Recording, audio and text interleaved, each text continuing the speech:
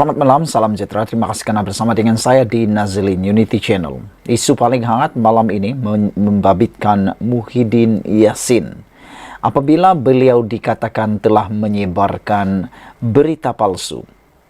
Apa isu sebenarnya? Sebelum kita teruskan ulasan kali ini, jangan lupa tinggalkan komen Anda, tekan butang subscribe.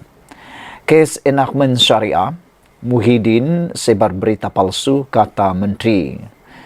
Menteri Komunikasi Fahmi Fadzil berkata, kenyataan pengerusi Perikatan Nasional Tan Sri Muhyiddin Yassin berhubung keputusan Mahkamah Persekutuan yang membatalkan 16 peruntukan kesalahan di bawah enakmen Kanun Jenayah Syariah dalam kurungan 1 Kelantan 2019 adalah tidak benar. Fahmi berkata demikian sebagai respon kepada dakwaan Muhyiddin bahwa susulan keputusan itu, beberapa perbuatan yang bertentangan dengan hukum Islam tidak lagi menjadi kesalahan di Kelantan. Muhyiddin sebar berita palsu, kata juru cakap kerajaan perpaduan itu, menerusi laman X hari ini. Semalam, Mahkamah Persekutuan dalam keputusan majoriti 81 memutuskan bahwa 16 peruntukan kesalahan di bawah enakmen itu adalah batal dan tidak sah. Keputusan itu disampaikan oleh Ketua Hakim Negara Tun Tengku Maimun Tuan Mat yang mengetuai panel 9 anggota selepas membenarkan permohonan Nik Elin Zurina Nik Abdul Rashid dan anaknya Tengku Yasmin Natasha Abdul Rahman bagi mencabar isu perlembagaan untuk membatalkan 18 peruntukan kesalahan di bawah enakmen tersebut. Beberapa komen daripada netizen berkait isu ini ialah Red Parrot kata, berapa lama kita nak hidup begini? Fitnah, cerita bohong, berita palsu makin menjadi-jadi.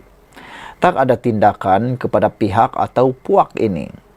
2-3 orang mungkin pihak berkuasa boleh tutup mata. Tapi kalau 60 hingga 70% rakyat buat fitnah, jawab fitnah hari-hari, sukar nak maju negara.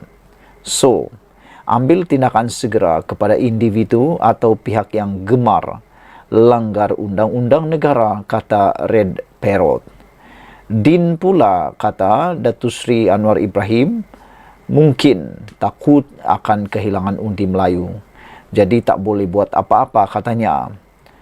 Saudara-saudara sekalian, siapa yang jadi mangsa?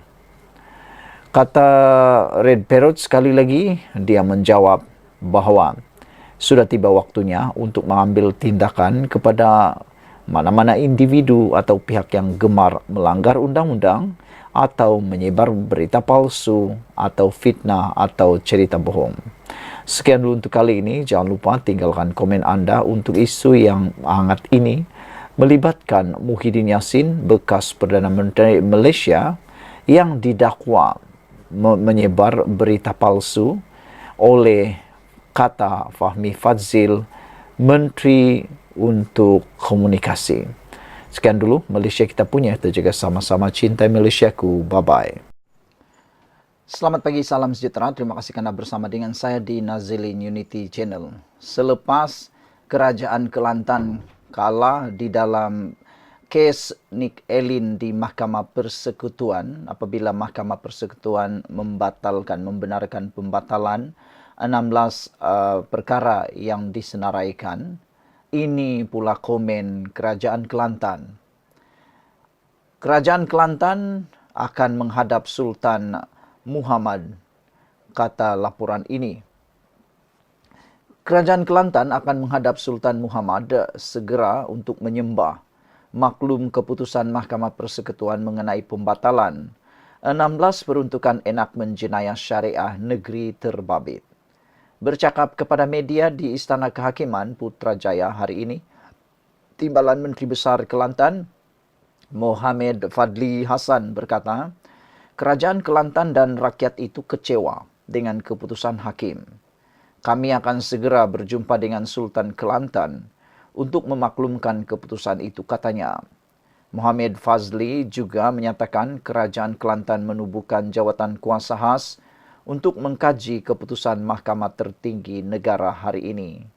Katanya ketika ini, mereka sedang berusaha mendapatkan alasan penghakiman bertulis Mahkamah Persekutuan untuk diteliti sebelum langkah selanjutnya diambil. Ia tidak akan berakhir di sini. Kami akan tentukan tindakan seterusnya, katanya. Ini bukan sahaja melibatkan kerajaan Kelantan, tetapi ia melibatkan semua negeri lain, katanya lagi. Pagi tadi, Mahkamah Persekutuan membuat keputusan terhadap permohonan dua individu dari Kelantan yang mencabar keabsahan 18 peruntukan enakmen jenayah syariah negeri terbabit. Daripada 18 peruntukan yang dipertikaikan, Hakim menerima 16 daripadanya dengan 8 berbalas 1. Panel 9 hakim itu yang dipengerusikan Ketua Hakim Negara Tengku Maimun Tuan Mat. Menurut Mohamed Fadzli, dia juga dimaklumkan Perdana Menteri Anwar Ibrahim dan Menteri di Jabatan Perdana Menteri Hal Ehwal Agama Muhammad Naim Mokhtar sedang meneliti perkara itu. Dia turut menggesa kerajaan meminda Perlembagaan Persekutuan bagi menyelesaikan kemelut tersebut.